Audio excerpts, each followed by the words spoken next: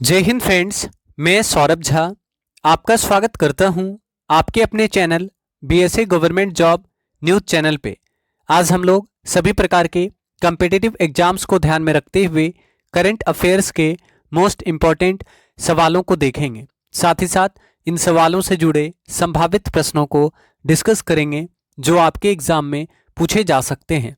आप सभी से रिक्वेस्ट करेंगे कि आप क्लास को अधिक से अधिक शेयर करें ताकि अधिक संख्या में बच्चे क्लास में आकर क्लास का लाभ उठा सकें। आप सभी से रिक्वेस्ट करेंगे कि आप क्लास में सारे सवालों के आंसर किया करें और प्लीज़ क्लास को सपोर्ट करें, क्लास को लाइक और शेयर अवश्य करें। तो चलिए शुरू करते हैं क्लास और देखते हैं हमारा पहला सवाल। ग्लोबल हंगर इंडेक्स रिपोर्ट 2020 में किस देश को पहला स्थान प्राप्त हुआ? आंसर करेंगे ग्लोबल हंगर इंडेक्स रिपोर्ट 2020 में किस देश को पहला स्थान प्राप्त हुआ? तो याद रखेंगे ग्लोबल हंगर इंडेक्स रिपोर्ट 2020 में बेलारूस को पहला स्थान दिया गया और भारत 94th पोजीशन पे रखा गया। याद रखेंगे ग्लोबल हंगर इंडेक्स रिपोर्ट 2020 में बेलारूस को पहला स्थान मिला जबकि भारत को 94th पोजीशन पे रखा गया। तो आंसर क्या हो गया? ऑप्शन नंबर ए याद रखिएगा। अगर आपसे पूछे ग्लोबल हंगर इंडेक्स 2021 तो आप आंसर क्या करेंगे? ग्लोबल हंगर इंडेक्स 2021 में भारत को कौन सा रैंक पे रखा गया? तो बताएंगे ग्लोबल हंगर इंडेक्स 2021 में भारत को कितने नंबर पे रखा गया? तो याद रखिएगा ग्लोबल हंगर इंडेक्स रिपोर्ट 2021 में 18 देशों को पहले स्थान पर रखा गया है और भारत को 101वें स्थान पर रखा गया है। ठीक है, तो ग्लोबल हंगर इंडेक्स 2021 में 18 देशों को पहले स्थान पर रखा गया है और भारत को 101 स्थान पर रखा गया। 101th पोजीशन पे ग्लोबल हंगर इंडेक्स 2021 में भारत को रखा गया है। तो ये भी चीज़ आपको याद रखना है, भारत कितने नंबर पे है ग्लोबल हंगर इंडेक्स 2021 में? तो 101 पोजीशन पे याद रखिएगा। अब यहाँ से कुछ इंपॉर्टेंट सवाल आप याद रखिए जो पूछ सकता है। जैसे अगर आपसे पूछे विश्व खुशहाली सूचकांक, आप बताएंगे विश्व खुशहाली सूचकांक 2021, विश्व खुशहाली सूचकांक 2021 में एक नंबर पे कौन सा देश है? विश्व खुशहाली सूचकांक 2021 में फिनलैंड जो है पहले नंबर पे है। याद रखना है फिनलैंड पहले नंबर पे है, फिनलैंड नंबर 1 है। और भारत कितने नंबर पे है? तो आपको याद होगा भारत कितने नंबर पे है, बता दीजिए। विश्व खुशहाली सूचकांक 2021 में भारत जो है 139वें नंबर पे है। हम लोग काफ़ी पीछे हैं, तो याद रखना है विश्व खुशहाली सूचकांक 2021 में भारत 139वें स्थान पर है और फिनलैंड को पहला स्थान दिया गया है।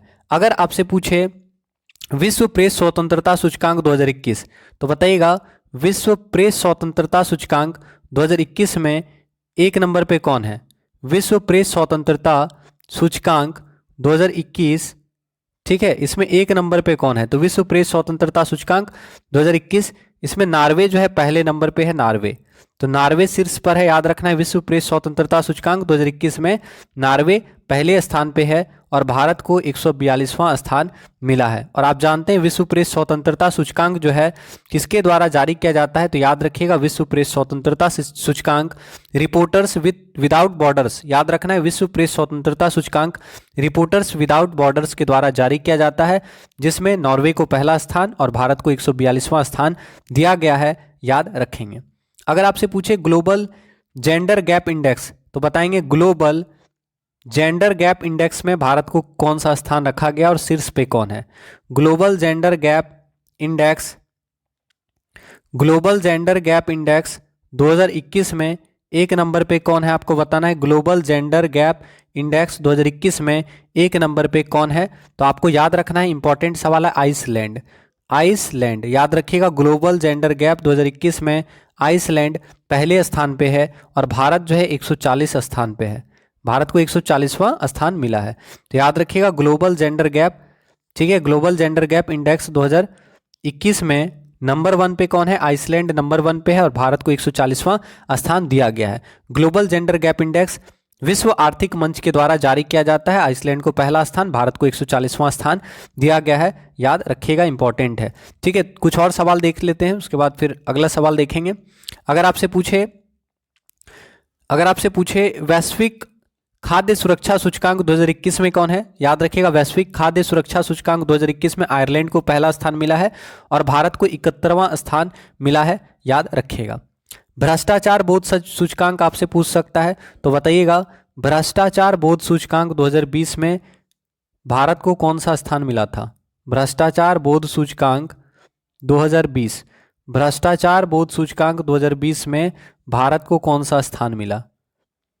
तो याद रखना है, भ्रष्टाचार बोध सूचकांक 2020 में भारत को 86वां स्थान मिला। कितना नंबर? 86। और भ्रष्टाचार बोध सूचकांक ट्रांसपेरेंसी इंटरनेशनल के द्वारा जारी किया जाता है। याद रखिएगा, भ्रष्टाचार बोध सूचकांक ट्रांसपेरेंसी इंटरनेशनल के द्वारा जारी किया जाता है, जिसमें भारत को 86 स्थान पर मिला, 86वां स्थान भारत को मिला और पहला स्थान न्यूजीलैंड और डेनमार्क को मिला। पहला स्थान न्यूजीलैंड और डेनमार्क को मिला। तो ये भी चीज़ आपको याद रखना है कि भ्रष्टाचार बोध सूचकांक 2021 में भारत को 86वां स्थान मिला और पहले नंबर पे न्यूजीलैंड और डेनमार्क को रखा गया। भ्रष्टाचार बोध सूचकांक किसके द्वारा जारी किया जाता है? तो ट्रांसपेरेंसी इंटरनेशनल के द्वारा जारी किया जाता है। चलिए, तो इस सवाल का आंसर क्या हो गया? ग्लोबल हंगर इंडेक्स रिपोर्ट 2020 में बेलारूस को पहला स्थान मिला और भारत को 2020 ईस्वी में 94 नंबर पे रखा गया था ग्लोबल हंगर इंडेक्स रिपोर्ट में। ठीक है, तो क्लास को फटाफट एक बार शेयर कर दें आप सभी। प्रधानमंत्री नरेंद्र मोदी ने राष्ट्र के, आपको बताना है, प्रधानमंत्री नरेंद्र मोदी ने संयुक्त राष्ट्र के खाद्य और कृषि संगठन की 75वीं वर्षगांठ के मौके पर कितने रुपए का स्मारक सिक्का जारी किया?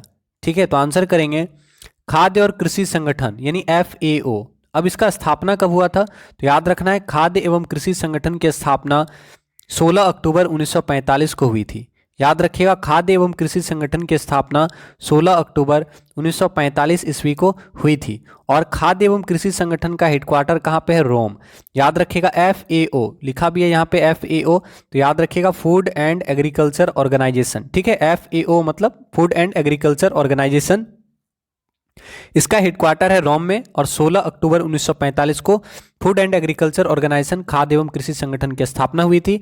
तो खाद्य एवं कृषि संगठन की 75वीं वर्षगांठ के मौके पर, ठीक है, कितने रुपए का स्मारक जारी किया गया? तो याद रखना है ऑप्शन नंबर बी, 75 रुपए का। ठीक है, तो याद रखिएगा, प्रधानमंत्री नरेंद्र मोदी के द्वारा खाद्य एवं कृषि संगठन की 75वीं वर्षगांठ के मौके पर 75 रुपए का स्मारक सिक्का जारी किया गया। तो कितना रुपए आंसर होगा? 75 रुपए का स्मारक सिक्का जारी किया गया नरेंद्र मोदी के द्वारा खाद्य एवं कृषि संगठन के 75वीं वर्षगांठ के अवसर पर। तो आंसर ऑप्शन नंबर बी। अगला सवाल, केंद्र सरकार ने पहली बार किस राज्य को पंचायती राज अधिनियम को अपनाने की मंजूरी दी है? तो बताइए कौन सा ऐसा राज्य है जिसको पंचायती राज अधिनियम अपनाने का मंजूरी दिया गया है पहली बार? तो याद रखिएगा, आंसर क्या होगा? जम्मू कश्मीर। तो जम्मू कश्मीर राज्य को केंद्र सरकार ने पहली बार पंचायती राज अधिनियम अपनाने की मंजूरी दी है। तो आपका आंसर हो गया ऑप्शन नंबर बी, याद रखिएगा। ठीक है, तो आंसर क्या हो गया? Option number B. अब पंचायती राज से बहुत सारा सवाल बनता है, तो आप जानते हैं पंचायती राज कौन से संविधान संशोधन से जुड़ा है? पंचायती राज सिस्टम बताइएगा, पंचायती राज कौन सा संविधान संशोधन से जुड़ा है? तो याद रखिएगा 73वां संविधान संशोधन। तो 73वां संविधान संशोधन जो है कब हुआ था? एक मिनट, माफी चाहेंगे, गलती से मिट गया। आपसे पूछेगा पंचायती राज, ठीक है, तो आपको पता है तो आप फटाफट आंसर कीजिए पंचायती राज से जुड़ा हुआ। तो पंचायती राज आप जानते हैं 73वां संविधान संशोधन का संबंध किससे है? तो याद रखना है 73वां संशोधन से संबंधित है पंचायती राज। और 73वां संविधान संशोधन कब हुआ था? तो याद रखना है 73वां संविधान संशोधन 1992 में हुआ था। ठीक है, 73वां संविधान संशोधन कब हुआ था? 1992 में हुआ था। पीएम कौन थे तभी? पीएम प्रधानमंत्री कौन थे? तो याद रखना है प्रधानमंत्री कौन थे पूछ सकता है, तो PV Narasimha Rao. PV Narasimha Rao, PV Narasimha Rao. तो यहां से आपको याद रखना है कि 73वें संविधान संशोधन अधिनियम 1992 के समय प्रधानमंत्री थे पीवी नरसिम्हा राव, इन्हीं के समय में यह प्रभावी हुआ था। ठीक है, पंचायती राज। और आपको पूछेगा पंचायती राज लागू कब हुआ, तो आपका आंसर अलग होगा। अगर आपसे पूछे लागू हुआ, पूछे पंचायती राज लागू कब हुआ, तो आप जानते हैं 24 अप्रैल को हम लोग पंचायती राज दिवस मनाते हैं। तो याद रखना है पंचायती राज सिस्टम लागू कब हुआ? 24 अप्रैल 1973। तो ये इंपॉर्टेंट सवाल है, ये 1993, 24 अप्रैल 1993। तो यहीं पे आपको याद रखना है 1993 होगा यहाँ पे, ठीक है। तो अगर आपसे पूछे कि पंचायती राज सिस्टम 73वां संविधान संशोधन 1992 अधिनियम, ठीक है, और लागू कब हुआ, तो पंचायती राज सिस्टम 24 अप्रैल 1993 को लागू हुआ, याद रखिएगा। इसलिए हम लोग 24 अप्रैल को राष्ट्रीय पंचायती राज दिवस के रूप में मनाते हैं, ठीक है। तो 24 अप्रैल को राष्ट्रीय पंचायती राज दिवस मनाते हैं। पंचायती राज सिस्टम लागू कब हुआ, तो याद रखना है 24 अप्रैल 1993 को, ठीक है।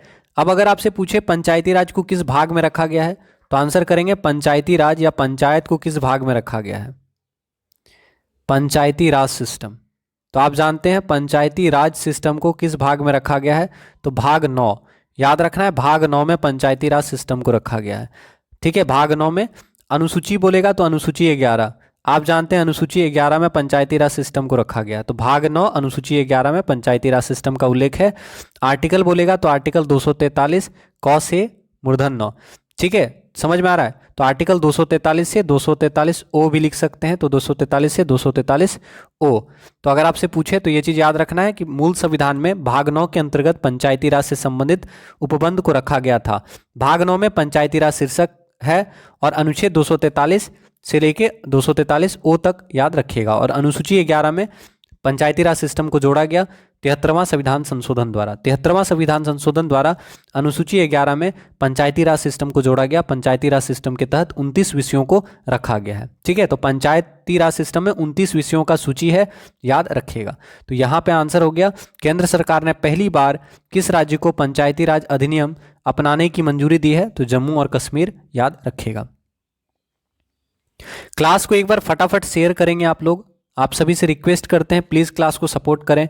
अगला सवाल, निम्न में से कौन सा राज्य कृषि कानून को लागू न करने वाला, यानी कृषि कानून को खारिज करने वाला पहला राज्य है। आपको बताना है कौन सा ऐसा राज्य है जो कृषि कानून को लागू न करने वाला यानी खारिज करने वाला पहला राज्य बन गया है। तो कृषि कानून को खारिज करने वाला पहला राज्य कौन बना है, तो पंजाब, याद रखिएगा पंजाब, ठीक है। आंसर क्या होगा, आपका आंसर हो जाएगा यहाँ पे ऑप्शन नंबर सी। कृषि कानून को लागू न करने वाला या खारिज करने वाला पहला राज्य बना है पंजाब। तो याद रखिएगा पंजाब कृषि कानून को खारिज करने वाला पहला राज्य बना है। तो आपका आंसर हो गया ऑप्शन नंबर सी, याद रखिएगा।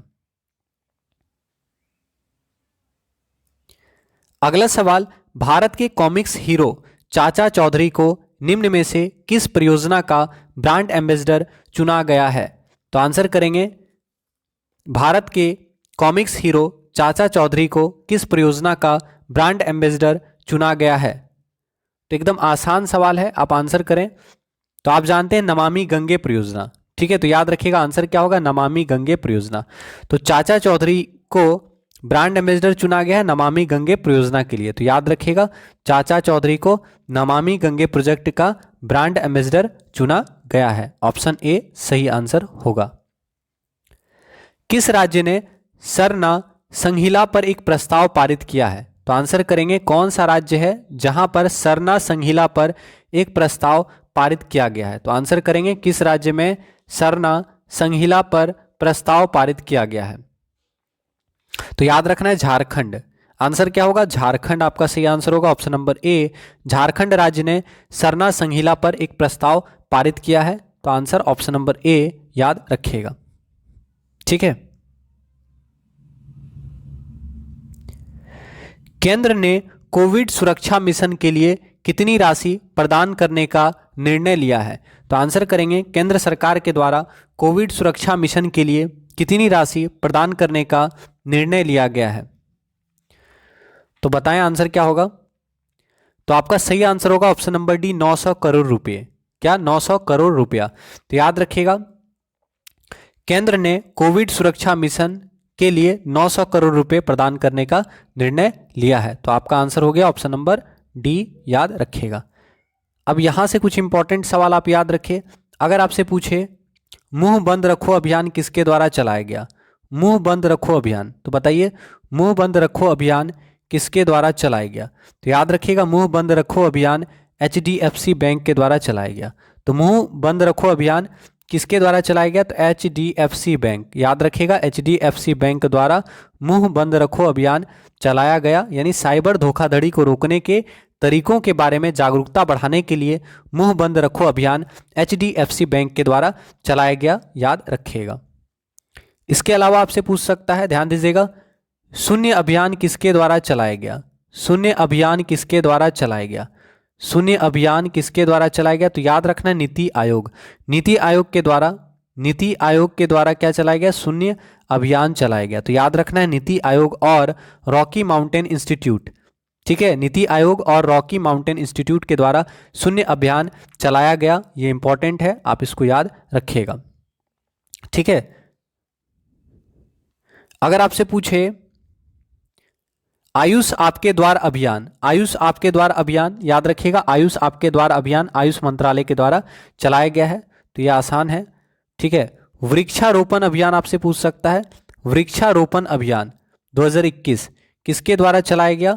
यहाँ पे बहुत बच्चे गलती करेंगे, इसलिए इसको लिख लीजिएगा, वृक्षारोपण अभियान 2021 किनके द्वारा चलाया गया? तो कोयला मंत्रालय के द्वारा। और ऑप्शन में जरूर है कि आपको एग्जाम में जब भी क्वेश्चन पूछेगा तो आपको पर्यावरण से रिलेटेड ऑप्शन जरूर देगा, तो याद रखना है वृक्षारोपण अभियान जो है कोयला मंत्रालय द्वारा चलाया गया। तो वृक्षारोपण अभियान 2021 कोयला मंत्रालय के द्वारा जारी किया गया, याद रखिएगा। ठीक है, तो आंसर क्या हो गया? वृक्षारोपण अभियान 2021 कोयला मंत्रालय का पहल है, याद रखेंगे। किस देश ने सेवानिवृत्त सैन्य कर्मियों की सहायता प्रदान करने के लिए एक नया कानून अपनाया है? तो आंसर करेंगे कौन सा देश है जिसने सेवानिवृत्त सैन्य कर्मियों को सहायता देने के लिए एक नया कानून बनाया है? ठीक है, तो आंसर करें।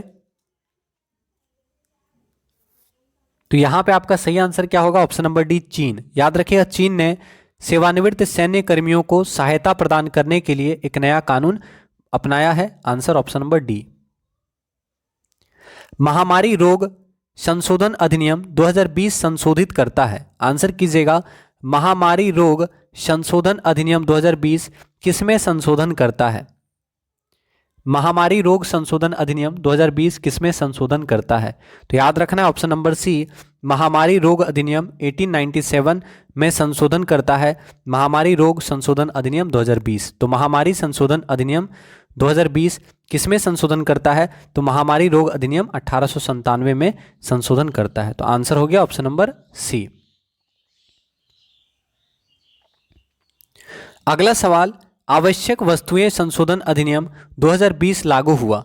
आंसर करेंगे, the essential commodities amendment act 2020 came into force. आवश्यक वस्तुएं संशोधन अधिनियम 2020 कब लागू हुआ? आवश्यक वस्तुएं संशोधन अधिनियम 2020 कब लागू हुआ? तो याद रखना है 5 सितंबर 2020 को आवश्यक वस्तुएं संशोधन अधिनियम 2020 लागू हुआ। आंसर ऑप्शन नंबर ए। मंत्रियों के वेतन भत्ते संशोधन अधिनियम प्रभावी हुए? आंसर करेंगे, मंत्रियों के वेतन भत्ते संशोधन अधिनियम कब प्रभावी हुआ? ठीक है, और आप जानते हैं वेतन और भत्ता दूसरी अनुसूची में बताया गया है, आपको पता होगा दूसरी अनुसूची में वेतन और भत्ते का प्रावधान बताया गया है। आपको बताना है मंत्रियों के वेतन भत्ते संशोधन अधिनियम प्रभावी कब हुआ? तो यहां पे आपका आंसर होगा ऑप्शन नंबर सी, 12 अप्रैल 2020। तो याद रखिएगा, मंत्रियों के वेतन भत्ते संशोधन अधिनियम 12 अप्रैल 2020 को प्रभावी हुआ। Answer C. किस देश की अदालत ने हिंदी को तृतीय आधिकारिक भाषा के रूप में शामिल किया? तृतीय, ठीक है, किस देश की अदालत ने हिंदी को तृतीय आधिकारिक भाषा के रूप में शामिल किया? मोस्ट इंपॉर्टेंट सवाल है। तो यहां पे आपको याद रखना है यूएई आपका आंसर होगा। ठीक है, ऑप्शन में सुधार लीजिएगा, यूएई आपका आंसर होगा। ठीक है, तो याद रखना है किस देश की अदालत ने हिंदी को तृतीय आधिकारिक भाषा के रूप में शामिल किया है? यूएई। याद रखिएगा, संयुक्त अरब अमीरात। क्या? संयुक्त अरब अमीरात। संयुक्त अरब अमीरात। ठीक है, क्योंकि एग्जाम में यूएई आपको ही देगा, तो याद रखना है कि हिंदी को तृतीय आधिकारिक भाषा के रूप में शामिल किया गया है संयुक्त अरब अमीरात के द्वारा, यूएई के द्वारा। ठीक है, और यूएई की राजधानी क्या है? Abu Dhabi. याद रखिएगा। तो किस देश की अदालत ने हिंदी को तृतीय आधिकारिक भाषा के रूप में शामिल किया है? तो संयुक्त अरब अमीरात, यूएई की अदालत ने हिंदी को तृतीय आधिकारिक भाषा के रूप में मान्यता दिया है या शामिल किया है, याद रखिएगा। ठीक है, अगला सवाल, अंतरिक्ष में स्पेस वॉक करने वाले पहले व्यक्ति का नाम बताएं जिनका हाल ही में निधन हो गया। तो अंतरिक्ष में स्पेस वॉक करने वाले पहले अंतरिक्ष व्यक्ति का नाम बताना है जिनका निधन हो गया। यूरी गागरिन आप जानते हैं, अंतरिक्ष जाने वाले पहले व्यक्ति कौन? Yuri Gagarin. अंतरिक्ष जाने वाले पहले व्यक्ति, अंतरिक्ष जाने वाले पहले व्यक्ति कौन थे? तो यूरी गागरिन अंतरिक्ष जाने वाले पहले व्यक्ति थे। लेकिन आपसे क्वेश्चन पूछा क्या है? अंतरिक्ष में स्पेस वॉक करने वाले, ठीक है, अंतरिक्ष में स्पेस वॉक करने वाले पहले व्यक्ति का नाम आपको बताना है जिनका निधन हो गया है। तो आपका आंसर क्या होगा? ऑप्शन नंबर कौन सा होगा बताएं? ऑप्शन नंबर बी होगा, एलेक्सी लियोनोव। याद रखिएगा, अंतरिक्ष में स्पेस वॉक करने वाले पहले व्यक्ति एलेक्सी लियोनोव थे जिनका निधन हो गया है। ठीक है, तो अंतरिक्ष में स्पेस वॉक करने वाले पहले व्यक्ति एलेक्सी लियोनोव का निधन हो गया है। तो आंसर ऑप्शन नंबर बी याद रखिएगा। अगला सवाल, किस राज्य ने देशव्यापी लॉकडाउन के दौरान अपने राज्य में फंसे अन्य राज्यों के नागरिकों को एग्जिट ऐप लॉन्च किया? तो अच्छा सवाल है, बता दें किस देश ने देशव्यापी लॉकडाउन के दौरान अपने राज्य में फंसे अन्य नागरिकों की अन्य नागरिकों की मदद के लिए एग्जिट ऐप लॉन्च किया है? तो पता है तो बताएं आंसर क्या होगा। तो आपका यहां पे सही आंसर होने वाला है ऑप्शन नंबर बी, पश्चिम बंगाल। ठीक है, याद रखिएगा, पश्चिम बंगाल राज्य के द्वारा एग्जिट ऐप लॉन्च किया गया। ठीक है, लॉकडाउन के दौरान अपने राज्य के उनके राज्य के जो भी लोग बाहर में फंसे हुए थे उनको लाने के लिए। तो याद रखना है कि पश्चिम बंगाल के द्वारा एग्जिट ऐप लॉन्च किया गया लॉकडाउन के दौरान लोगों के मदद के लिए। ठीक है, तो आंसर हो गया ऑप्शन नंबर बी। अब यहां से इंपॉर्टेंट सवाल क्या बनेगा? एग्जिट ऐप आपको समझ में आ गया, पश्चिम बंगाल के द्वारा लॉन्च किया गया। आपसे पूछ सकता है ई रूपी ऐप जो है, ई रूपी ऐप किसके द्वारा लॉन्च किया गया? तो ई रूपी ऐप किसके द्वारा लॉन्च किया गया? याद रखिएगा, केंद्र सरकार के द्वारा।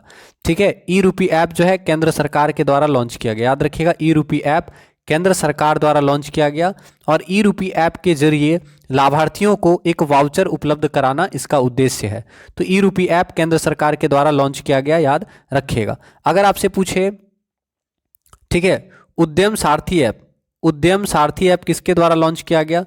बताएंगे, उद्यम सारथी ऐप किसके द्वारा लॉन्च किया गया? तो उत्तर प्रदेश सरकार के द्वारा उद्यम सारथी ऐप लॉन्च किया गया। तो ये भी इंपॉर्टेंट है, याद रखिएगा, उद्यम सारथी ऐप उत्तर प्रदेश सरकार के द्वारा लॉन्च किया गया युवाओं को रोजगार से जुड़ी जानकारी उपलब्ध कराने के लिए। समझ में आया?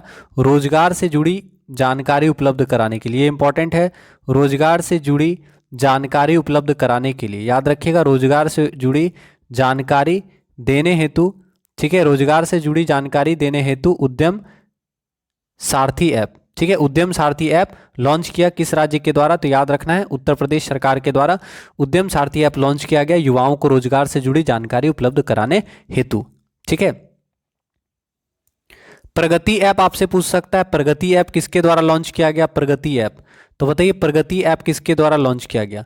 तो याद रखना है, भारतीय जीवन बीमा निगम। ठीक है, भारतीय जीवन बीमा निगम द्वारा प्रगति ऐप लॉन्च किया गया। पूछ सकता है भारतीय जीवन बीमा निगम, तो याद रखिएगा, भारतीय जीवन बीमा निगम के द्वारा प्रगति ऐप लॉन्च किया गया। प्रगति ऐप किसके द्वारा लॉन्च किया गया? तो भारतीय जीवन बीमा निगम द्वारा प्रगति ऐप लॉन्च किया गया। याद रखिएगा, भारतीय जीवन बीमा निगम द्वारा प्रगति ऐप लॉन्च किया गया, याद रखिएगा। ठीक है, गरुड़ ऐप अगर आपसे पूछे तो गरुड़ ऐप इंपॉर्टेंट है, पूछ सकता है, बताएंगे गरुड़ ऐप किसके द्वारा लॉन्च किया गया? तो याद रखना है, निर्वाचन आयोग, भारतीय निर्वाचन आयोग द्वारा। तो याद रखेंगे, निर्वाचन आयोग द्वारा गरुड़ ऐप लॉन्च किया गया। निर्वाचन आयोग का स्थापना कब हुआ था? बता दीजिएगा, निर्वाचन आयोग का स्थापना कब हुआ? तो 25 जनवरी 1950 को निर्वाचन आयोग का स्थापना हुआ। याद रखिएगा, 25 जनवरी 1950 को निर्वाचन आयोग का गठन किया गया था और निर्वाचन आयोग द्वारा ही गरुड़ ऐप लॉन्च किया गया। तो याद रखिएगा, चुनावी कार्य में तेजी और पारदर्शिता लाने हेतु सभी मतदान केंद्रों की डिजिटल मैपिंग करने के उद्देश्य से गरुड़ ऐप को लॉन्च किया गया निर्वाचन आयोग द्वारा। तो ये मोस्ट इंपॉर्टेंट सवाल होगा, पूछेगा गरुड़ ऐप किसके द्वारा लॉन्च किया गया? तो निर्वाचन आयोग के द्वारा गरुड़ ऐप लॉन्च किया गया, याद रखेंगे। तो इस सवाल का आंसर समझ में आ गया, एग्जिट ऐप किसके द्वारा लॉन्च किया गया? तो एग्जिट ऐप पश्चिम बंगाल सरकार के द्वारा लॉन्च किया गया था। तो क्लास को प्लीज एक बार आप लोग शेयर करें। अगला सवाल, Vijayant at Kargil the life of Kargil hero पुस्तक के लेखक कौन है? आंसर करेंगे, Vijayant at Kargil the life of Kargil hero पुस्तक के लेखक कौन है? तो फटाफट आंसर करेंगे, आंसर क्या हो सकता है? तो याद रखना option number A, V N Thapar. V N Thapar ji के द्वारा लिखित पुस्तक है Vijayant at Kargil the life of Kargil hero. तो याद रखिएगा Vijayant at Kargil the life of Kargil hero पुस्तक के लेखक हैं वी एन थापर। आपका आंसर ऑप्शन नंबर ए याद रखिएगा। अब यहाँ से कुछ इंपॉर्टेंट सवाल आप याद रख सकते हैं, जैसे आपसे पूछ सकता है the stars in my sky. तो बताइएगा the stars in my sky, the stars in my sky पुस्तक के लेखक कौन है? तो याद रखना है Divya Dutt. The stars in my sky पुस्तक के लेखक कौन है? दिव्या दत्त, याद रखिएगा। अगर आपसे पूछे हिटलर एंड इंडिया पुस्तक के लेखक कौन है? बताइएगा हिटलर एंड इंडिया पुस्तक के लेखक कौन है? हिटलर एंड इंडिया पुस्तक के लेखक कौन है? तो वैभव पुरंदरे। ठीक है, हिटलर एंड इंडिया पुस्तक के लेखक कौन है? वैभव पुरंदरे। तो याद रखना है वैभव पुरंदरे। ठीक है, हिटलर एंड इंडिया पुस्तक के लेखक कौन है? वैभव पुरंदरे, याद रखिएगा। अगर आपसे पूछे इंडिया वर्सेस यूके पुस्तक के लेखक कौन है? बताएंगे इंडिया वर्सेस यूके, यानी इंडिया वर्सेस यूके पुस्तक के लेखक कौन है? पूछ सकता है आपसे। तो याद रखना है सैयद अकबरुद्दीन। ठीक है, सैयद अकबरुद्दीन। तो सैयद अकबरुद्दीन के द्वारा लिखित पुस्तक है इंडिया वर्सेस यूके। तो याद रखिएगा इंडिया वर्सेस यूके पुस्तक के लेखक हैं सैयद अकबरुद्दीन, याद रखेंगे। ठीक है, इंपॉर्टेंट है। अगर आपसे पूछ सकता है, ये सवाल पूछ सकता है, इसके अलावा आपसे पूछ सकता है इन एन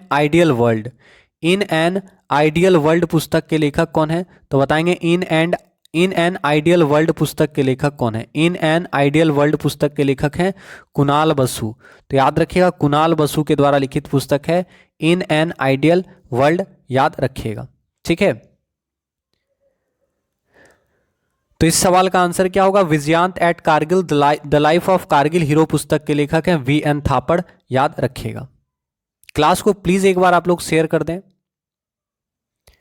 अगला सवाल, किस संविधान संशोधन अधिनियम द्वारा सवर्णों को 10% आरक्षण नौकरी एवं संस्थानों में दिया जा रहा है या दिया गया है? तो बताइए किस संविधान संशोधन अधिनियम द्वारा सवर्णों को 10% आरक्षण नौकरी एवं संस्थानों में दिया गया, यानी ईडब्ल्यूएस का बात किया जा रहा है। ठीक है, इकोनॉमिकली वीकर सेक्शन। ठीक है, ईडब्ल्यूएस आरक्षण जो है ये आपको बताना है किस संविधान संशोधन अधिनियम द्वारा दिया गया। तो याद रखना है संविधान संशोधन अधिनियम कौन सा था? तो ये था ईडब्ल्यूएस के लिए 103वां था। ठीक है, तो याद रखना है 103वां संविधान संशोधन अधिनियम के द्वारा ईडब्ल्यूएस का प्रावधान किया गया। और अगर पूछे विधेयक, तब आपको याद रखना है 124वां संशोधन विधेयक, 124वां संविधान संशोधन विधेयक। तो दोनों चीज आपको याद रखना है। अगर आपसे पूछे कौन सा विधेयक, तो 124वां संविधान संशोधन विधेयक। ठीक है, समझ में आया? तो याद रखिएगा 124वें संविधान संशोधन विधेयक या 103वें संविधान संशोधन अधिनियम के माध्यम से संविधान में 2 नए अनुच्छेद, आर्टिकल 15 का 6, आर्टिकल 15 का 6 और आर्टिकल 16 का 6 को जोड़ा गया। और इसमें क्या बताया गया कि नौकरी वगैरह में, ठीक है, ईडब्ल्यूएस के अंतर्गत 10% आरक्षण का प्रावधान दिया जाएगा। ठीक है, समझ में आया? तो ये चीज आपको याद रखना है। तो संविधान संशोधन अधिनियम कौन सा है? तो 103वां संविधान संशोधन अधिनियम। अगर पूछेगा विधेयक कौन सा है, तो याद रखना है 124वां संविधान संशोधन विधेयक। तो आंसर क्या होगा? Option number D. ठीक है, अब यहाँ पे गलती लिखा है, यहाँ पे ए लिखा है, ए गलत है। आपको याद रखना है पूछा क्या है, देखिए पूछा है संविधान संशोधन अधिनियम, तो अधिनियम याद रखना है 103वां संविधान संशोधन अधिनियम है। ठीक है, पूछेगा कौन सा संविधान संशोधन अधिनियम, तो 103वां संविधान संशोधन अधिनियम 2019 के द्वारा ईडब्ल्यूएस का प्रावधान लाया गया है। लेकिन विधेयक पूछेगा तब याद रखना है 124वां संविधान संशोधन विधेयक। ठीक है, आया समझ में? तो ये आपको याद रखना है।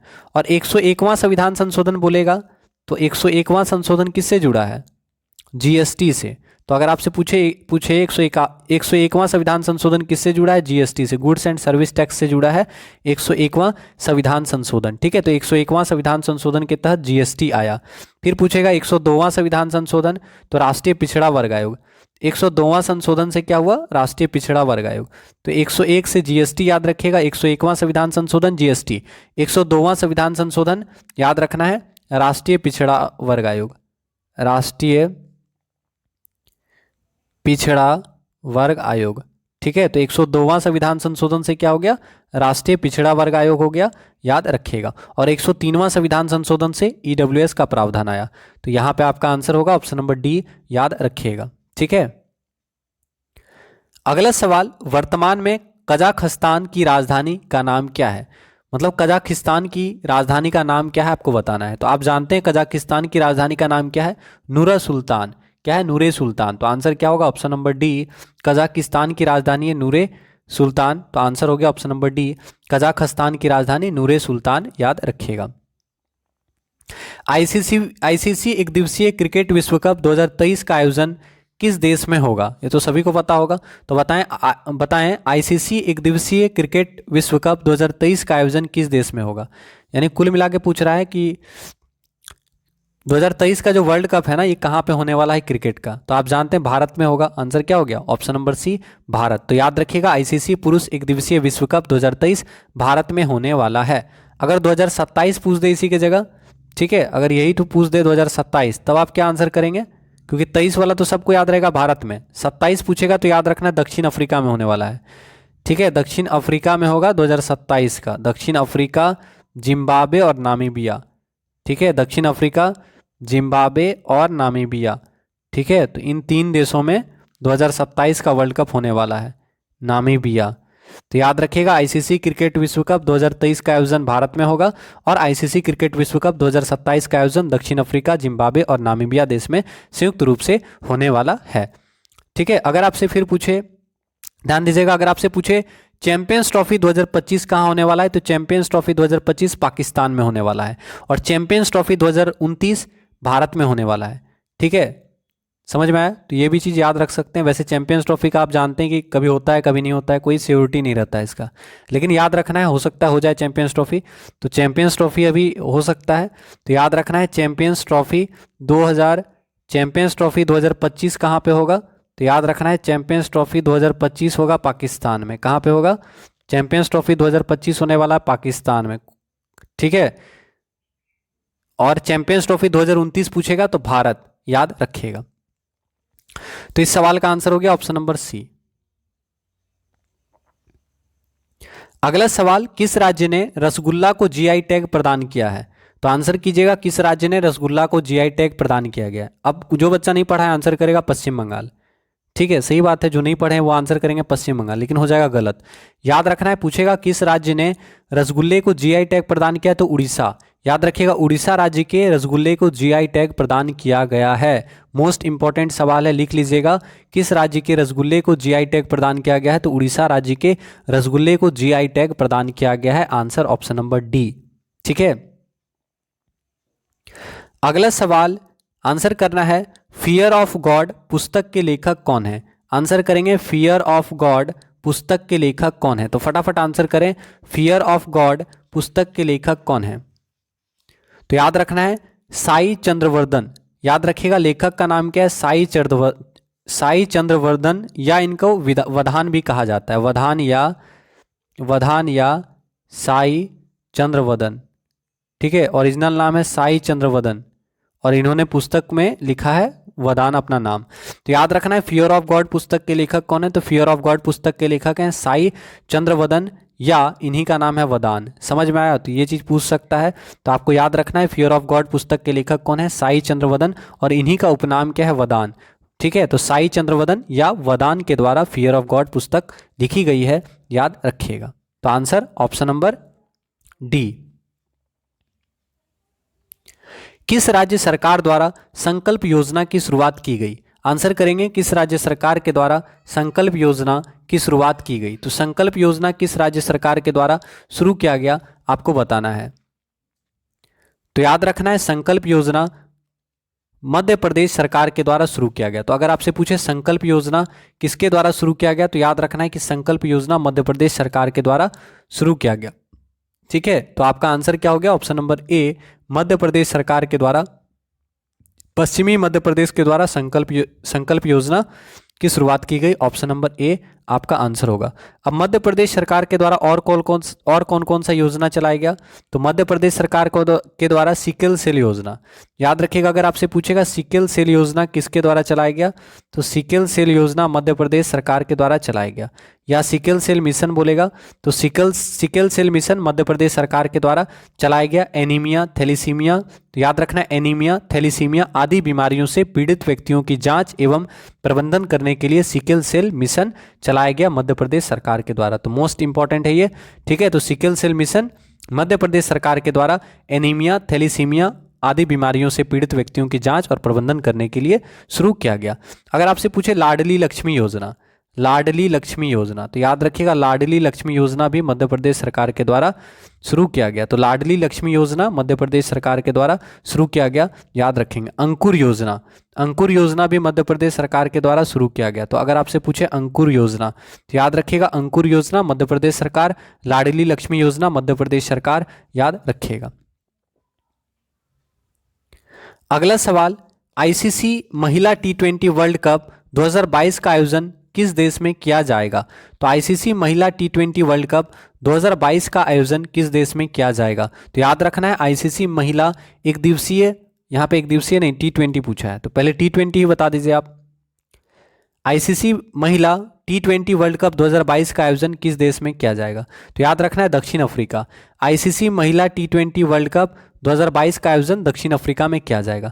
लेकिन अगर पूछे आईसीसी महिला, ठीक है, आईसीसी महिला ओडीआई यानी सिर्फ वर्ल्ड कप लिखते हैं, आईसीसी महिला वर्ल्ड कप यानी एक दिवसीय वर्ल्ड कप कहाँ होगा, तो न्यूजीलैंड। समझ में आया, तो ये भी चीज़ याद रखना है कि 12वां आईसीसी, ठीक है, 12वां आईसीसी महिला एक दिवसीय क्रिकेट विश्व कप 2022 कहाँ होगा, न्यूजीलैंड में होगा। तो याद रखिएगा आईसीसी महिला वर्ल्ड कप, महिला वर्ल्ड कप बोला है आईसीसी का, तो आप समझ सकते हैं 50 ओवर का मैच है यानी वनडे मैच है, ठीक है।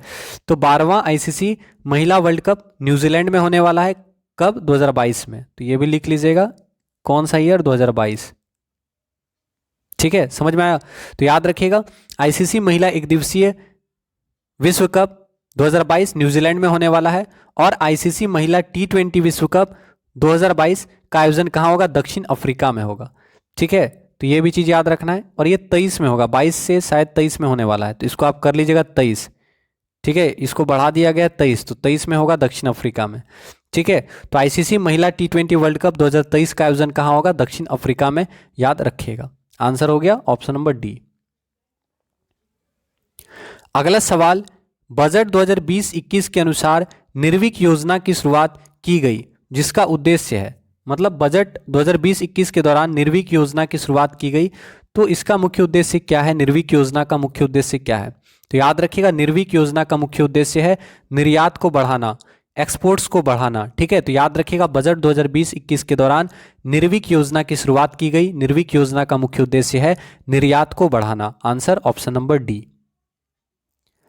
अगला सवाल, यूनेस्को ने तमांग भाषा को इंडेंजर्ड भाषा की श्रेणी में रखा है, यह किस राज्य में बोली जाती है।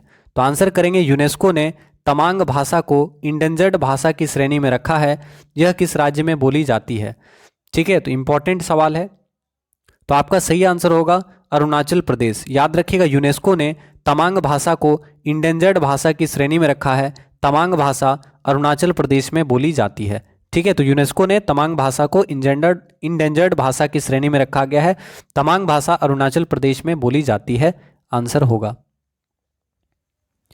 अगला सवाल, अरुणाचल प्रदेश हाल ही में, ठीक है, यहां पे गलती किया हुआ है, ठीक है, आपको बताना है हाल ही में किस राज्य केंद्र शासित प्रदेश सरकार ने शराब की एमआरपी पर स्पेशल कोरोना वैक्सीन लगाने की घोषणा की थी, ठीक है। तो आंसर कर दीजिए, किस राज्य केंद्र शासित प्रदेश सरकार ने शराब की एमआरपी पर स्पेशल कोरोना वैक्सीन लगाने की घोषणा की थी। तो आपका आंसर होगा ऑप्शन नंबर डी, दिल्ली, याद रखिएगा, ठीक है।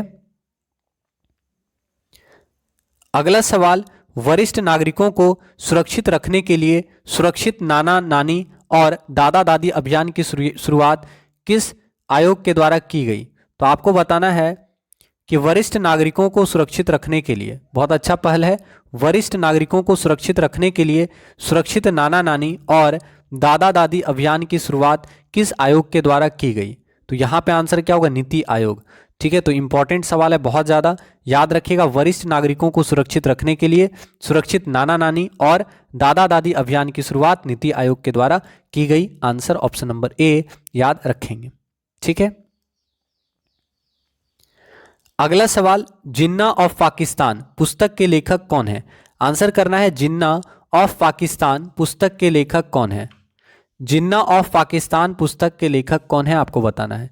तो याद रखना है स्टेले वॉलपॉट। स्टेले वॉलपॉट के द्वारा लिखित पुस्तक है जिन्ना ऑफ पाकिस्तान। तो याद रखिएगा जिन्ना ऑफ पाकिस्तान पुस्तक के लेखक कौन है? स्टेले वॉलपॉट। ठीक है, तो आपका आंसर क्या हो गया? ऑप्शन नंबर डी, स्टेले वॉलपॉट के द्वारा जिन्ना ऑफ पाकिस्तान पुस्तक लिखी गई है, याद रखिएगा। कुछ और इंपॉर्टेंट सवाल यहां से याद रखिए। अगर आपसे पूछेगा, आपसे पूछ सकता है क्रिकेट द्रोण पुस्तक के लेखक कौन है? क्रिकेट द्रोण, आपको याद होगा क्रिकेट द्रोण पुस्तक के लेखक कौन है? तो बताएं, जतीन पराजंपे। याद रखिएगा जतीन पराजंपे। ठीक है, जतीन पराजंपे और आनंद बसु। ठीक है, जतीन पराजंपे और आनंद बसु के द्वारा लिखित पुस्तक है क्रिकेट द्रोण। तो क्रिकेट द्रोण पुस्तक के लेखक कौन है? जतीन पराजंपे और आनंद बसु, याद रखिएगा। अगर आपसे पूछे द प्रॉमिस लैंड पुस्तक के लेखक कौन है? मोस्ट इंपॉर्टेंट सवाल है, द प्रॉमिस लैंड पुस्तक के लेखक कौन है? तो आप जानते हैं द प्रॉमिस लैंड पुस्तक के लेखक कौन है? Barack Obama. तो याद रखिएगा बराक ओबामा के द्वारा लिखित पुस्तक है द प्रॉमिस लैंड। ठीक है, द प्रॉमिस लैंड पुस्तक के लेखक कौन है? बराक ओबामा, याद रखिएगा। ठीक है, द प्रॉमिस लैंड पुस्तक के लेखक बराक ओबामा। अगर आपसे पूछे कोविड-19 सभ्यता का संकट और समाधान पुस्तक के लेखक कौन है? मोस्ट इंपॉर्टेंट सवाल है। कोविड-19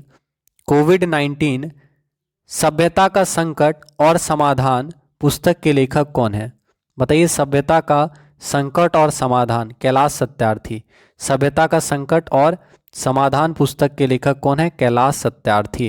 तो याद रखना है कोविड-19 सभ्यता और संकट का समाधान पुस्तक के लेखक कौन है? कैलाश सत्यार्थी, याद रखिएगा, पूछ सकता है।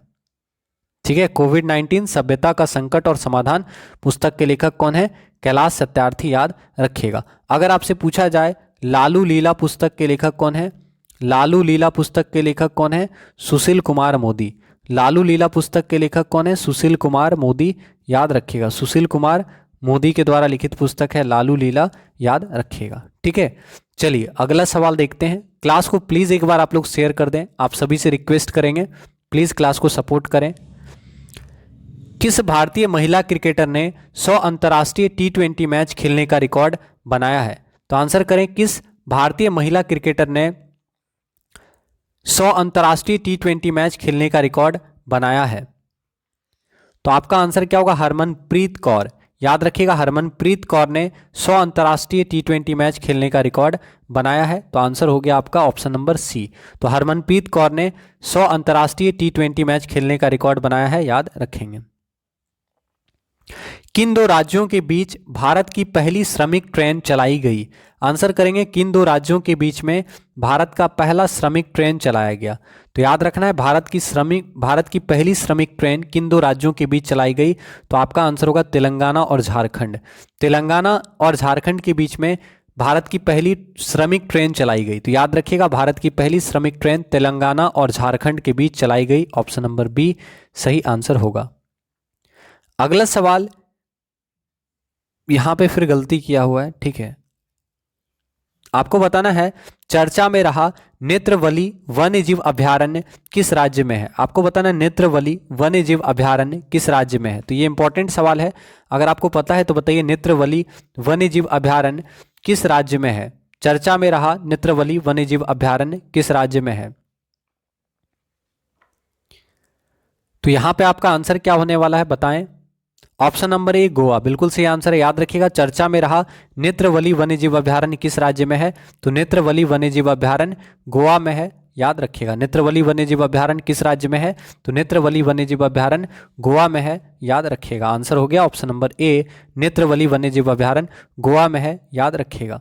ठीक है, अब यहां से कुछ इंपॉर्टेंट सवाल आप याद रखिए। आपसे पूछ सकता है मानस वन्यजीव अभयारण्य, आप जानते हैं आसाम में है मानस। कांजीरंगा वन्यजीव अभयारण्य कहाँ पे है? कांजीरंगा आसाम में है। फिर आपसे पूछेगा ओरंग नेशनल पार्क कहाँ पे है, या ओरंग टाइगर रिजर्व कहाँ पे है, तो आसाम। तो याद रखिएगा मानस, कांजीरंगा और ओरंग ये तीनों कहाँ पे, आसाम में है। तो मानस नेशनल पार्क, कांजीरंगा अभ्यारण्य और ओरंग नेशनल पार्क आसाम में है, याद रखिएगा।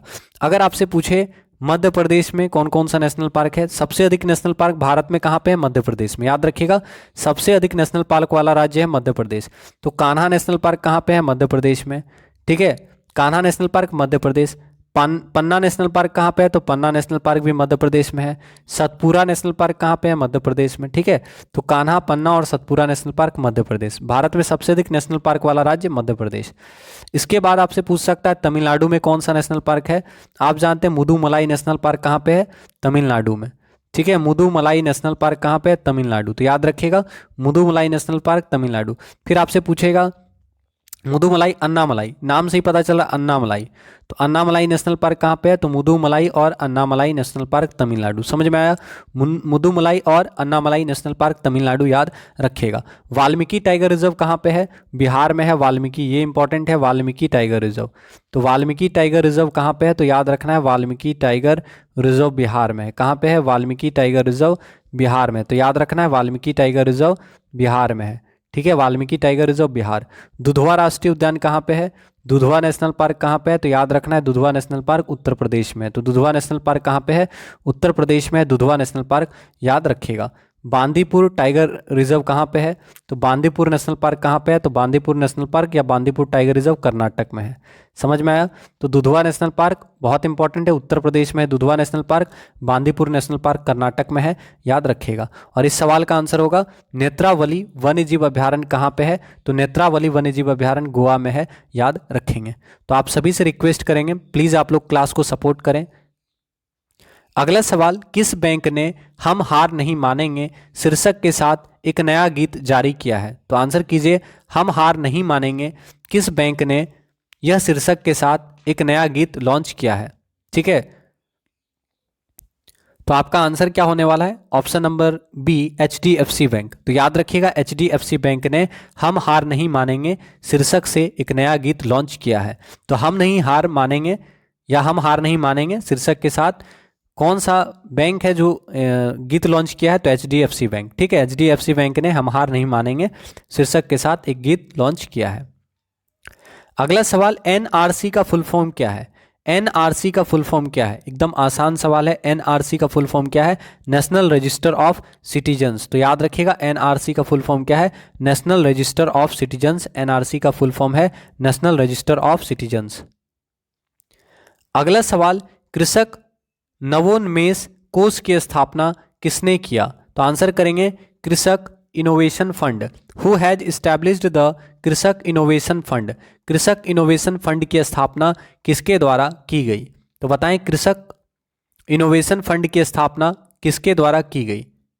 तो आपको याद रखना है ICAR। ICAR के द्वारा कृषक इनोवेशन फंड की स्थापना की गई, ठीक है। ICAR के द्वारा कृषक इनोवेशन फंड की स्थापना की गई, याद रखिएगा। तो ऑप्शन नंबर बी। किस वर्ष का बजट भाषण इतिहास का सबसे लंबा भाषण रहा। आंसर करें, किस वर्ष का बजट भाषण इतिहास का सबसे लंबा भाषण रहा। इंपॉर्टेंट है, बजट भाषण इतिहास का सबसे लंबा भाषण रहा, ठीक है। तो ऑप्शन देख के आपको समझ में आ गया होगा। तो आंसर बता दीजिए, ऑप्शन नंबर डी बिल्कुल सही। याद रखिएगा 2020 का जो बजट भाषण रहा इतिहास का सबसे लंबा भाषण रहा। तो आंसर क्या होगा, 2020 बजट का भाषण इतिहास का सबसे लंबा भाषण रहा, याद रखिएगा। अगला सवाल, किस भारतीय अभिनेता को गोल्डन ड्रैगन अवार्ड से सम्मानित किया गया है। आंसर करेंगे, किस अभिनेता को गोल्डन ड्रैगन अवार्ड से सम्मानित किया गया। गोल्डन ड्रैगन अवार्ड से किस अभिनेता को सम्मानित किया गया। तो फटाफट आंसर करें। याद रखेंगे नवाजुद्दीन सिद्दीकी। नवाजुद्दीन सिद्दीकी को, ठीक है, गोल्डन ड्रैगन अवार्ड से सम्मानित किया गया, ठीक है। नवाजुद्दीन सिद्दीकी को गोल्डन ड्रैगन अवार्ड से सम्मानित किया गया, याद रखेंगे। तो आंसर हो गया option number D, golden dragon award से सम्मानित किया गया नवाजुद्दीन सिद्दीकी को, याद रखिएगा। किस खिलाड़ी को ढींग एक्सप्रेस के नाम से जाना जाता है। आंसर करेंगे, किस खिलाड़ी को ढींग एक्सप्रेस के नाम से जाना जाता है। तो फटाफट आंसर करें, किस खिलाड़ी को ढींग एक्सप्रेस के नाम से जाना जाता है? ठीक है, किस खिलाड़ी को ढींग एक्सप्रेस के नाम से जाना जाता है? तो सही आंसर आपका क्या होगा? हिमा दास। हिमा दास को ढींग एक्सप्रेस के नाम से जाना जाता है, तो याद रखिएगा हिमा दास को ढींग एक्सप्रेस के नाम से जाना जाता है। तो सही आंसर क्या होगा? हिमा दास। हिमा दास को ढींग एक्सप्रेस के नाम से जाना जाता है, याद रखिएगा। और हिमा दास कहाँ की हैं? याद है आपको हिमा दास कहाँ की हैं? तो याद रखना है हिमा दास आसाम की हैं। कहाँ की हैं हिमा दास? तो हिमा दास आसाम की हैं। हिमा दास को ढींग एक्सप्रेस के नाम से जाना जाता है, याद रखिएगा। तो हिमा दास आसाम की हैं और ये धावक हैं। हिमा दास आसाम की धावक हैं और हिमा दास को ढींग एक्सप्रेस के नाम से जाना जाता है, याद रखिएगा। अब यहाँ से बहुत सारा सवाल पूछ सकता है, जैसे ध्यान दीजिएगा, आपसे पूछ सकता है एमसी मैरी कॉम। तो आप जानते हैं एमसी मैरी कॉम किस राज्य की हैं? एमसी मैरी कॉम किस राज्य की हैं? तो याद रखना है एमसी मैरी कॉम किस राज्य की हैं बताइए? तो मणिपुर की हैं एमसी मैरी कॉम। ठीक है, एमसी मैरी कॉम मणिपुर की हैं, याद रखना है एमसी मैरी कॉम एमसी मणिपुर। तो एमसी मैरी कॉम मणिपुर की हैं और बॉक्सर हैं, आप सभी जानते हैं। तो एमसी मैरी कॉम मणिपुर की हैं और मुक्केबाज हैं, याद रखिएगा। अगर आपसे पूछे विश्वनाथ आनंद, तो विश्वनाथ आनंद के बारे में बताना। आप जानते हैं चेस पहले ग्रैंड मास्टर, भारत के पहले ग्रैंड मास्टर हैं विश्वनाथ आनंद। विश्वनाथ आनंद जी शतरंज के प्लेयर हैं, तो याद रखना है भारत के पहले शतरंज के ग्रैंड मास्टर कौन है? विश्वनाथ आनंद। और विश्वनाथ आनंद कहाँ से बिलोंग करते हैं? तमिलनाडु से। ठीक है, तो ये सवाल इंपॉर्टेंट बनेगा कि विश्वनाथ आनंद किस राज्य से बिलोंग करते हैं? तो विश्वनाथ आनंद तमिलनाडु से बिलोंग करते हैं, शतरंज के प्लेयर हैं, सभी जानते हैं। अगर आपसे पूछे विनेश फोगाट, तो विनेश फोगाट आप जानते हैं कुश्ती के प्लेयर हैं, विनेश फोगाट। तो अगर आपसे पूछे विनेश फोगाट, तो याद रखना है विनेश फोगाट कुश्ती और हरियाणा के हैं विनेश फोगाट। ठीक है, तो विनेश फोगाट कुश्ती और हरियाणा के हैं विनेश फोगाट। तो याद रखना है विनेश फोगाट कुश्ती के प्लेयर हैं और हरियाणा से बिलोंग करते हैं। गगन नारंग भी इंपॉर्टेंट है। गगन नारंग आप जानते हैं शूटिंग के प्लेयर हैं गगन नारंग, और ठीक है गगन नारंग शूटिंग के प्लेयर हैं, यानी निशानेबाजी बोल सकते हैं गगन नारंग। तो किस राज्य के हैं गगन नारंग? तो बताएंगे निशानेबाज गगन नारंग तमिलनाडु के हैं। कहाँ के हैं? तो याद रखना है निशानेबाज गगन नारंग तमिलनाडु के हैं, याद रखिएगा। हीना संधू, हीना संधू का संबंध किस खेल से है? तो याद रखना है हीना सिंधु का संबंध किससे है? निशानेबाजी से है। हीना सिंधु का संबंध किससे है? निशानेबाजी से है। और हीना सिंधु पंजाब की हैं। तो हीना सिंधु निशानेबाज हैं, गगन नारंग निशानेबाज हैं, अभिनव बिंद्रा निशानेबाज हैं। ठीक है, तो हीना सिंधु निशानेबाज हैं और पंजाब की हैं हीना सिंधु। समझ में आया? हीना सिंधु, गगन नारंग और अभिनव बिंद्रा, इन तीनों को याद रखना है। तो हीना सिंधु निशानेबाज है, पंजाब की हैं, याद रखिएगा। इसके अलावा मिताली राज भी बहुत पूछता है। मिताली राज आप जानते हैं, मिताली राज महिला क्रिकेटर है मिताली राज, और राजस्थान की हैं मिताली राज, याद रखिएगा मिताली राज राजस्थान की हैं और मिताली राज, ठीक है, राजस्थान के हैं, याद रखिएगा। महिला क्रिकेटर है मिताली राज। मिल्खा सिंह जी के बारे में आप जानते हैं। मिल्खा सिंह जी पंजाब के थे और मिल्खा सिंह जी धावक थे, सभी को पता होगा। दीपा कर्माकर आपसे पूछ सकता है। दीपा कर्माकर, दीपा कर्माकर तो आप जानते हैं जिम्नास्टिक से जुड़ी हैं दीपा कर्माकर, और दीपा कर्माकर त्रिपुरा की हैं, तो याद रखिएगा त्रिपुरा की हैं दीपा कर्माकर, त्रिपुरा की हैं और ये जिम्नास्ट हैं, याद रखिएगा। ठीक है, साइना नेहवाल पूछेगा तो साइना नेहवाल हरियाणा की हैं और साइना नेहवाल बैडमिंटन की प्लेयर हैं। साइना नेहवाल आपसे पूछ सकता है, तो ये आप लिख लीजिएगा साइना नेहवाल कहाँ की हैं? साइना नेहवाल, साइना नेहवाल याद रखना हरियाणा की हैं। कहाँ की हैं? साइना नेहवाल हरियाणा की हैं, याद रखिएगा। और बैडमिंटन तो सभी को पता है, तो साइना नेहवाल हरियाणा की हैं। पीवी सिंधु आपसे पूछ देगा, पीवी सिंधु, तो पीवी सिंधु कहाँ की हैं? पीवी सिंधु याद रखना है कहाँ की हैं, बताइए पहले पीवी सिंधु कहाँ की हैं? साइना नेहवाल हरियाणा की हैं और पीवी सिंधु कहाँ की हैं? आंध्र प्रदेश की हैं। पीवी सिंधु आंध्र प्रदेश, ठीक है, तो साइना नेहवाल हरियाणा, पीवी सिंधु आंध्र प्रदेश, याद रखिएगा। तो पीवी सिंधु आंध्र प्रदेश से बिलोंग करती हैं, साइना नेहवाल हरियाणा से बिलोंग करती हैं और दोनों बैडमिंटन की प्लेयर हैं, याद रखिएगा। ठीक है, तो इस सवाल का आंसर क्या होगा? किस खिलाड़ी को ढींग एक्सप्रेस के नाम से जाना जाता है? तो याद रखिएगा हिमा दास, जो कि असम की रहने वाली हैं। हिमा दास को ढींग एक्सप्रेस के नाम से जाना जाता है, याद रखिएगा। पीटी उषा कहाँ की हैं? तो पीटी उषा केरल की हैं, सभी को याद रखना है पीटी उषा केरल, तो पीटी उषा केरल की हैं और धावक हैं पीटी उषा, याद रखना है। ठीक है, तो यहाँ पे आपका आंसर हो गया ऑप्शन नंबर डी। क्लास को प्लीज़ एक बार आप लोग शेयर कर दीजिए। आप सभी से हम्बल रिक्वेस्ट करेंगे, प्लीज़ आप लोग क्लास को सपोर्ट अवश्य करें।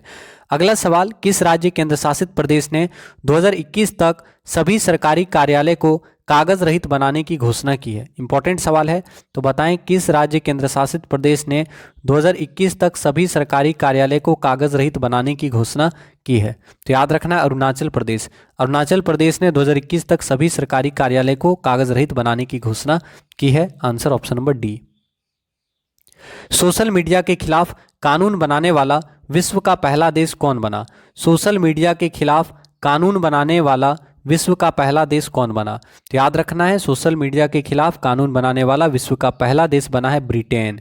सोशल मीडिया के खिलाफ कानून बनाने वाला विश्व का पहला देश ब्रिटेन, याद रखिएगा। अगला सवाल, किस देश ने जलवायु परिवर्तन के खिलाफ फ्राइडे फॉर फ्यूचर, आंसर करेंगे, किस देश ने जलवायु परिवर्तन के खिलाफ फ्राइडे फॉर फ्यूचर अभियान की शुरुआत की है? ठीक है, तो आंसर बता सकते हैं, आंसर क्या होगा? याद रखना है, स्वीडन। स्वीडन देश के द्वारा फ्राइडे फॉर फ्यूचर अभियान चलाया गया है जलवायु परिवर्तन के खिलाफ। ठीक है, तो फ्राइडे फॉर फ्यूचर अभियान जलवायु परिवर्तन के खिलाफ स्वीडन देश के द्वारा चलाया गया है।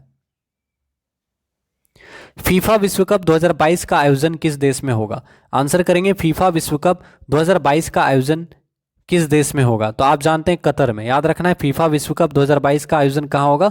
फीफा विश्व कप 2022 का आयोजन कतर में होने वाला है। ठीक है, फीफा विश्व कप 2022 का आयोजन कहाँ पे होगा? कतर में होगा, याद रखिएगा। ठीक है, तो ये पूछ भी सकता है, तो इसको आप पूछ भी सकता नहीं, मतलब पूछेगा ही पूछेगा, ये इंपॉर्टेंट है। ठीक है, तो फीफा विश्व कप 2022 का आयोजन कतर में होगा, याद रखिएगा, इंपॉर्टेंट है। और अगर आपसे पूछे फीफा अंडर 17 महिला विश्व कप कहाँ पे होगा 2022 में? याद रखना है, भारत में।